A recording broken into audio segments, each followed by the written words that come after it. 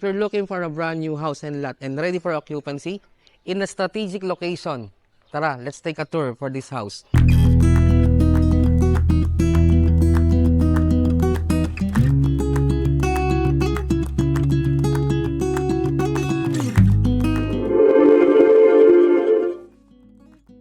So this is a brand new 2-story single detached house with a private pool here at Park Place, Imus. So this house is located in a fast-growing city, malapit to sa Metro Manila, and it has a spacious layout with 4 bedrooms with 2 carport plus maid's room and driver's quarter. Kaya also we have 6 bedroom dito sa bahay na ito. And it is a fully fitted finish and ready move-in na talaga. And in a prime location, very accessible via Cavitex and MCX, and making commuting, is easier lang dito sa subdivision na ito. Tapos meron din tayo dito 24/7 security, kaya napaka-secured ng area. We have also community amenities, community amenities dito sa loob tulad ng clubhouse, swimming pool, basketball court, tennis court, and badminton court. Napaka-close nito sa mga several prestigious school tulad ng Unida Christian College and Maranatha Christian Academy of Imus. And yung mga malalapit na mall din dito tulad ng SM Hypermart, SNR Imus, the District Mall, and also yung hospital na malapit dito, yung City of Imus Doctors and Santiago Medical Center. Around 30 minutes away lang to do sa ating Vermosa, yung bagong develop dito na Vermosa. Yung lot area nito is a 330 square meter and the total developed area is a 400.50 square meter. I know that, so this house is a perfect for you. So tara, samahan nyo ako na mag-house tour tayo dito sa napakagandang house na ito. Tara, let's go. Yung harap pa lang ng house natin, makita nyo meron na tayo ditong space for our pocket garden. So dalawa siya. And makikita nyo, ang haba ng frontage. Kasi almost 330 square meter yung lot area niya. So dito sa part na to, nandito yung swimming pool niya. Dito naman sa part na to, nandito yung kanyang access doon sa kanyang carport area. So tara, samahan niyo ako, tingnan natin yung loob. Check na meron na tayong doorbell na naka-installed. Ito yung ating pedestrian gate, entrance. Tara. Yung porch area natin, naka-tiles na siya hanggang doon sa papuntang swimming pool. Check natin yung swimming pool na napakaganda. Yeah, mula sa main entrance natin, ito yung access natin papunta doon sa pool. Kita nyo naman, may garden na tayo dito. Ready na siya. At ito yung swimming pool niya, yung indoor na pool. Ang laki ng space niya.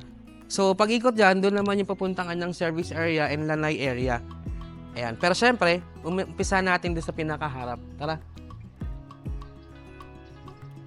Meron pa tayo ditong space na pocket garden at saka dito sa ating pinakaharap ng ating main entrance ng house.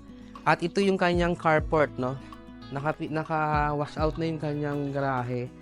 Dito, ang ating driver's quarter. Tara, tingnan nyo. Yung driver's quarter natin, meron na siyang sariling toilet and bath. Tapos dito, may cabinet na siya. And nandun yung propose ng aircon, di ba? Napaka-social ng driver natin. So, meron pa siyang aircon. So, ito naman yung access papunta doon sa kanyang service area. Check natin. So, naka-pivots na yung ating flooring. Tapos, may space pa tayo dito na para sa ating mini pocket garden, mini na pocket pa, no? So, pocket garden. Ayan.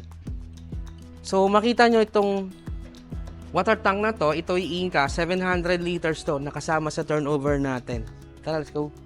Ito yung kanyang service area, kung saan nakatiles na yung ating flooring. Tapos dito yung propose natin para doon sa ating booster pump, para dito sa ating water tank. Ayan, let's go. Service area, ngayon pwede mo naman siyang enclose, gawin mo siyang daily kitchen. Kasi meron tayo ditong lababo. And ito naman yung access natin, papunta doon sa lanay area. Check natin. So, dito yung ating washing. And itong lugar na to, ito yung ating lanay area. Ayan, ang laki naman ng space ng lanay. Tapos, kita na agad yung ating swimming pool. Tapos, doon yung mga, yung pinaka-machine ng ating swimming pool. Ayan, so meron pa tayong space dito para sa ating garden. And ito yung access niya, papunta doon sa kanyang dining area at saka sa kanyang living area. Pero syempre, umpisa natin sa pinakaharap ng bahay. Tara, let's go. So, nandito na tayo ngayon sa kanyang main entrance ng ating house. So, makita nyo high ceiling yung kanyang porch area. So, yung main door natin is solid wood. Tapos, naka-numerical lock na siya. Yan. Pagpasok mo, ito yung kanyang living area. So, yung ceiling natin, naka-design na. So, meron tayo dito mga uling na window. Fix ito. Tapos, ito. Yung turnover ito, as is where is. So, magkakaroon naman tayo ng checklist bago natin i-turnover. So, brand new po ito. So, dito yung propose natin ng kanyang dining area. Kasi meron tayo ditong access going to sa lanay area na naka-sliding na. Ayan. Naka-screen na din. So, ito yung way na papunta sa kanyang kitchen area. Check natin. Ang ganda ng kanyang design dito sa kitchen area. So, di ba laki ng space niya. So, kasama na sa turnover natin itong gas ring, Technogas Technique, and ito, yung kanyang gas range. Kita nyo, naka-backslash yung ating design, tapos yung ating counter. Ang ganda ng pagkakagawa niya. So, dito, meron tayo dito na sliding na window para doon sa kanyang service area. Kasi kung gagamitin mo yung service area mo na parang daily kitchen din, o dirty kitchen, pwede meron siyang access. At makita nyo, no, naka-design na. Meron tayong center table dito. Tapos meron tayong mga hanging cabinet, modular yung ginamit natin. Ayan. Tapos meron tayo dito double sink. Na imported tong sink natin, quartz stone ng tawag nila. So, double bowl kitchen sink. Ayan. Naka-screen na yung ating window. So, dito sa ground floor, dito sa area na ito, nandito yung kanyang toilet and bath. Sa area na ito. Actually, hindi sa powder room, no? Powder room. Pero bago tayo pumasok sa powder room, ito kasama na sa turnover tong cabinet na to. Ito yung powder room niya. Yan. Puro branded yung ginamit natin ng materials. Imported to, no? Yung stand natin ng laboratory. Tapos yung ating bulb. Ganda ng combination ng tiles niya. So, dito naman, yung kanyang pinaka-maid's room. Tamang-tama to kasi kung meron kayong elderly na hindi na kayang umakyat, at least ito meron siyang isang room dito na meron siyang sariling toilet and bath. Check natin. Ganda, di ba? Meron na siyang hanging cabinet, sliding na window. Tapos dito yung proposed na aircon niya na window type. Ayan, nakaabang na. High ceiling tayo. Tapos ito yung kanyang toilet and bath. Kung si Yaya lang dito, napaka-social naman ni Yaya. Kasi kita nyo naman, ang ganda nung kanyang toilet and bath. Meron tayo dito ang uling na window. Meron din tayo ditong provision na single point water heater. Ayan, nakaabang na. And yung bidet, pag turnover natin siya ikakabit. May mirror na rin siya. So, dito yung access sa papunta doon sa service area. Check naman natin yung second floor. Yung loob ng house natin, white color yung paint na ginamit natin para mas mukha siyang malinis at mas mukha siyang maluwag tingnan. And yung ginamit natin na materials dito sa ating stairs, solid na wood, made na pitong wood. And ito naka-temper glass sa dito. Yung handlebar natin is sa solid wood din. High ceiling, no? Yung ating papuntang second floor. Ayan, kita nyo naman yung space. Ang laki ng space ng hagdanan niya. Tapos meron tayo dito mga fixed panel na glass para sa ating sunrise. And dito sa second floor, nandito yung 4 na rooms. Yung master bedroom, bedroom 1, bedroom 2, bedroom 3. So, yung ating flooring na ginamit is sa HTF. So, unahin ko muna itong room na to sa aking kaliwa. Check natin. Ito yung first room. High ceiling siya. Naka-drop na yung kanyang ceiling. Tapos, ito may proposed na window type na aircon na dito. Tapos, meron na siyang saksakan. Meron siyang sliding na window.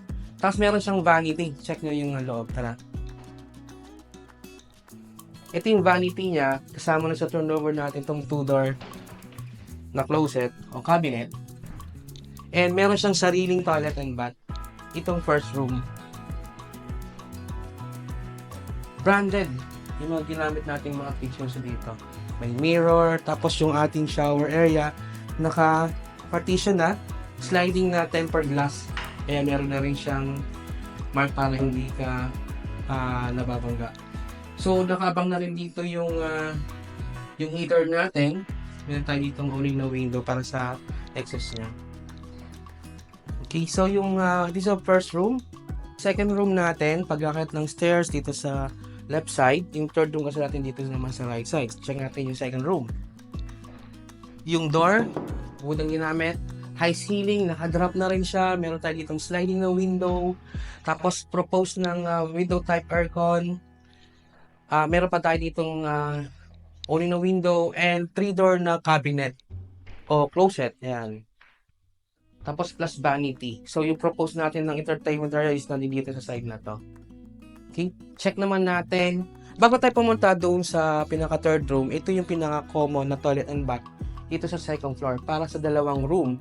Kasi yung isang room meron siyang sariling toilet and bath and yung master natin meron siyang sariling toilet and bath. So itong common na to na toilet and bath ay para dito sa dalawang room na to. Check muna natin yung toilet and bath. See? So the same lang din ng mga materials na ginamit natin sa mga ibang mga toilet and bath natin. Nakaabang na rin yung heater natin doon. Only no window, high ceiling siya, may mirror. Tapos ito yung mga features natin, almost mga branded talaga ginamit natin. So dito tayo ngayon sa pinaka third room. Check natin luwag. Maluwag yung third room niya. Ayan o. Dito yung abang niya na window type, aircon, owning window, and meron din tayo ditong 3-door ng cabinet o closet and vanity na meron siyang divider, meron siyang light dito, high ceiling nakadrop, pwede kang maglagay ng LED light sa gilid, and dito sa side na to yung kanyang sliding na window na naka-screen na din siya. Dito sa baba naka-fixed panel siya, so meron pa siyang dalawa pa yung labas, may space pa dun sa labas. Okay, check na natin yung master bedroom. So pag akyat mo ng stairs, left side yung master bedroom, no? 2 room, common toilet and bath. Yung first room natin na may sharing toilet and bath. So dito tayo sa master bedroom. Wow, ang laki ng kanyang master bedroom. Naka-design yung kanyang ceiling, no? Naka-drop din. So pwede tayo maglagay ng mga either pin light or parang LED light sa kanyang gilid. Laki ng space ng kanyang master. So owning fixed to owning. Tapos meron tayo dito ang cladding design. PVC yung ginamit dito eh. Ito naman yung access dun sa kanyang balcony. So another owning na window fixed dito. Sliding na window, sliding na door na may screen na. And ito yung kanyang toilet and bath na meron siyang walk-in closet. Check natin yung loob. Ito yung walk-in closet niya. Oh. So dito, tanaw mo yung swimming pool. Dun sa area na yan, check nyo. See? May view. Okay. So ito, yung kanyang vanity na may mirror na. Meron tayo ditong 4 doors sa na cabinet o closet dito sa left side and sa right side 2-door pa. Diba napakadami mo pwede paglagyan. Ito naman yung going to sa kanyang bathroom. Ang ganda ng bathroom, laki ng space, and ang maganda rito naka-enclose na din yung kanyang shower area. May o-ring tayo doon, tapos doon, fix doon sa taas na yon. So ito mga features na ginamit natin, may mirror. Yung tiles na ginamit dito, ang ganda combination. At isa pa sa maganda, ito, yung jacuzzi. Imported to, in-import pa sa ibang bansa. Yung developer nito, nasa almost 44 years na sa industry ng pag-develop ng mga house and lot. Meron silang mga project in Alabang, dito sa Dasmariñas, so mostly Imus, meron din silang town and country. So ang daming mga project na din-develop nitong developer na to. Tara, check natin. Check natin yung balcony. Yan, tambayan sa umaga, pagising mo, makita mo yung neighbor mo, tingnan mo. And ito yung kanyang swimming pool, yung view mo sa swimming pool area. Diba, luwag ng space, no? Ang ganda.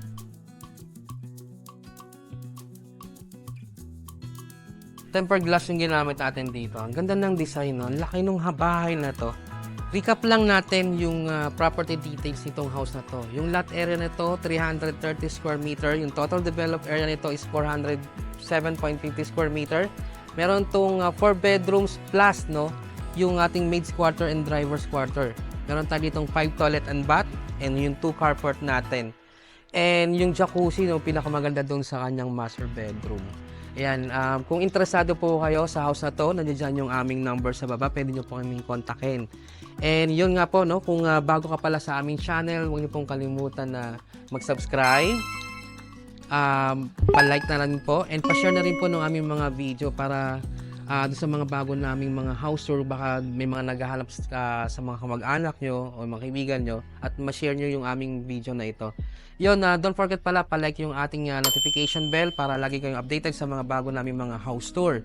So by the way, my name is James De La Rosa. I'm a property advisor from H&H Real Estate Marketing. Sabing thank you so much sa pagsama niyo po sa akin sa pag-house tour nitong napakagandang house na ito. Thank you and see you on my next video.